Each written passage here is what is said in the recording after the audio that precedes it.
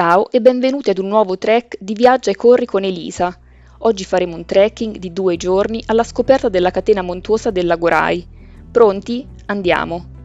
Il trekking lo facciamo insieme all'Associazione Trekking Italia, organizzazione senza scopo di lucro con lo scopo di promuovere il trekking in tutte le sue manifestazioni. Arriviamo al rifugio Carlettini venerdì pomeriggio. Sarà la nostra base dove trascorreremo la notte e partiremo per le escursioni nei prossimi 2 giorni. Il rifugio Carlettini si trova a Scurelle, in provincia di Trento, ed è la porta d'ingresso della Val Sugana, verso Lago Rai. È gestito da una famiglia, tra cui giovani nipoti, che durante le vacanze estive aiutano i nonni nell'accoglienza e permanenza dei clienti. La cucina è ottima e locale. Molti ciclisti arrivano qui con i loro minivan, si fanno coccolare a cena e poi partono all'alba in gruppo a conquistare le vette con le loro bici. Iniziamo il primo giorno di cammino, un circuito ad anello della lunghezza di 16 km che a poco ci fa salire rivelandoci montagne verdeggianti, dove la natura domina incontrastata. Il dislivello di oggi è di 1000 metri in salita e arriveremo ad un'altitudine massima di 2260 metri.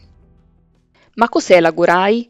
Si indica con Lago Rai la linea di monti in Trentino Alto Adige che divide la Val Sugana a sud dalla Val di Fiemme e la Val Travignolo a nord. L'area del Lago Rai è interessante da un punto di vista geologico.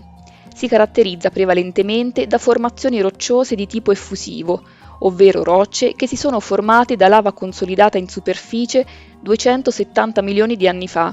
Infatti quest'area appartiene alla piattaforma porfirica tesina, la piattaforma porfirica più estesa d'Europa, un tavolato ampio 4.000 km² dello spessore tra i 300 e i 2.500 metri, che vede i suoi confini nella Val d'Adige a ovest, nelle Dolomiti occidentali ad est, nella Val Gardena a nord, nella Val Sugana e nella Valle del Vanoi a sud. Mentre camminiamo ci salutano incuriosite numerose mucche al pascolo che con i loro campanacci creano un vero e proprio concerto qui in montagna.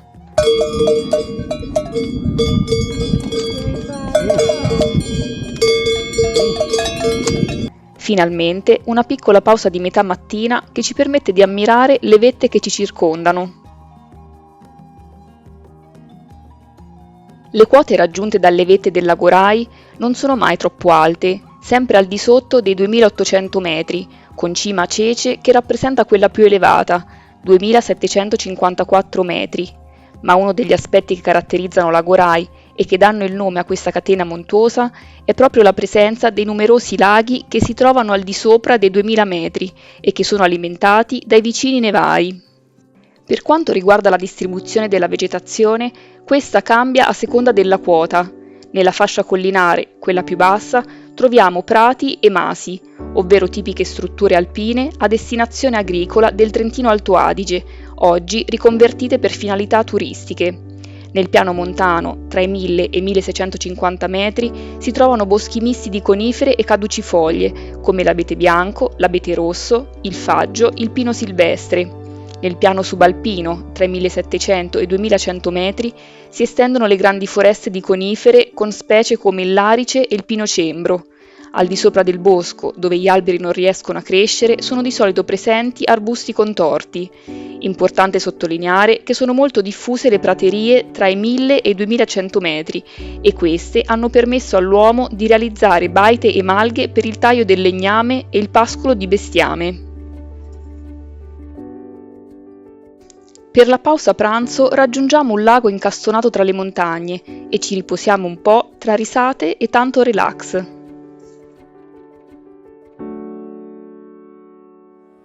Una così ampia varietà di vegetazione non poteva che ospitare una ricca e differenziata presenza di fauna. Tra le specie carnivore troviamo la lince, la volpe e i vari mustelidi, tra cui il tasso, la faina, la donnola e l'ermellino. Nelle aree boschive vive il cervo e il capriolo, mentre a quote più alte il camoscio. Gli alberi sono popolati dagli scoiattoli, invece a fondovalle trova il suo ambiente ideale la lepre.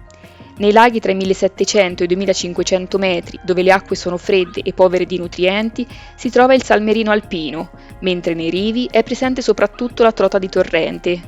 passando dalla terra all'aria, i cieli sono popolati da uccelli predatori, è il caso dell'aquila reale, di alcune specie di falco e di rapaci notturni, come il grande gufo reale, il piccolo gufo comune e la civetta nana, il più piccolo d'Europa. Purtroppo altre specie di animali si sono estinte, è il caso del lupo, dello stambecco, dell'orso e della lontra.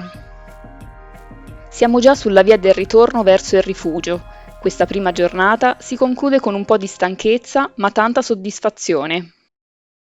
Eccoci al secondo giorno. Oggi partiamo dal rifugio Carlettini per fare un circuito ad anello di 10 km, con un dislivello in salita di 800 metri, un'altitudine massima da raggiungere di 2100 metri, partendo da quota 1350, l'altitudine a cui si trova il nostro rifugio. Attraverso il sentiero dei nomadi raggiungiamo il lago Nasser e la Val d'Inferno. Mentre il giro di ieri era più lungo ma con una salita a falsopiano, quello di oggi sarà un percorso più breve ma avente una salita con una forte pendenza.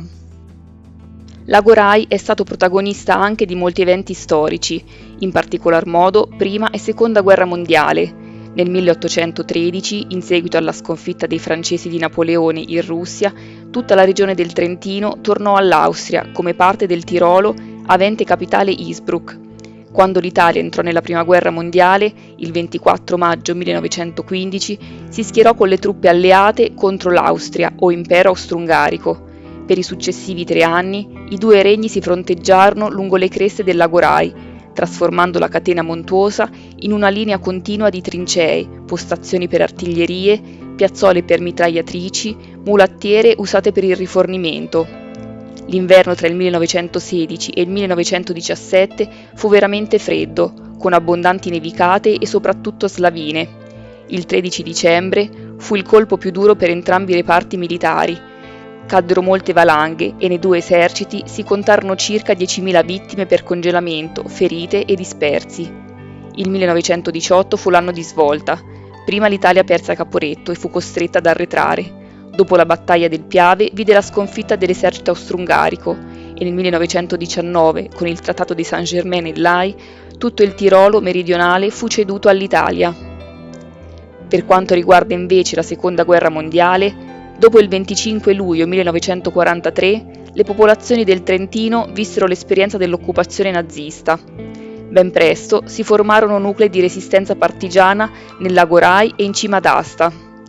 Alla fine del maggio 1944 ci fu un forte rastrellamento tedesco che inferse un duro colpo alla formazione partigiana. Ma alla fine, con l'insurrezione generale del 25 aprile 1945, appoggiata anche dalle truppe alleate, la liberazione arrivò anche in Trentino. Per la pausa pranzo ci fermiamo a Malga Caldenave, dove rimarremo un'oretta per riprenderci dalla fatica della salita.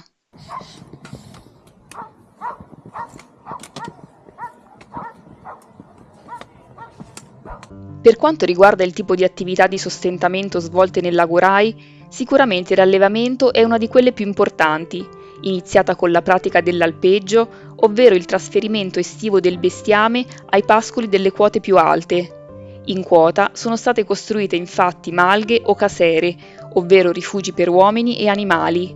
Oggi nelle malghe vengono allevati bovini, pecore, capre, cavalli, asini e muli.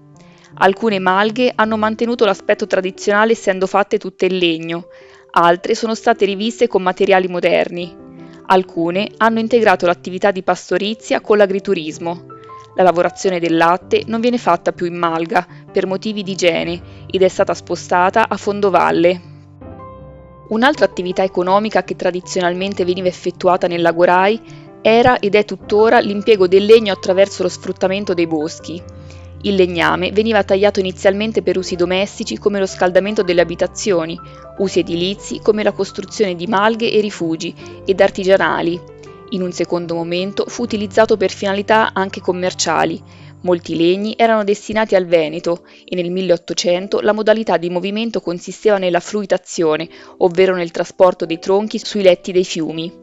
Nel 1900, con la costruzione di strade di collegamento, si abbandonò questa pratica che era sia pericolosa sia nociva per i legni trasportati.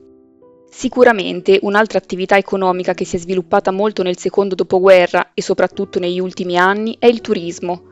Questo ha portato ad ampi interventi nel territorio come l'urbanizzazione di fondovalle, l'asfaltatura delle strade forestali, la pratica dello sci con la costruzione di molti impianti a fune e gli impianti per l'innevamento artificiale.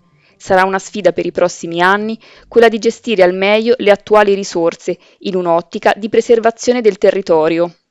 Anche questo trekking è giunto al termine. Se ti è piaciuto il video iscriviti al canale. Grazie e al prossimo viaggio!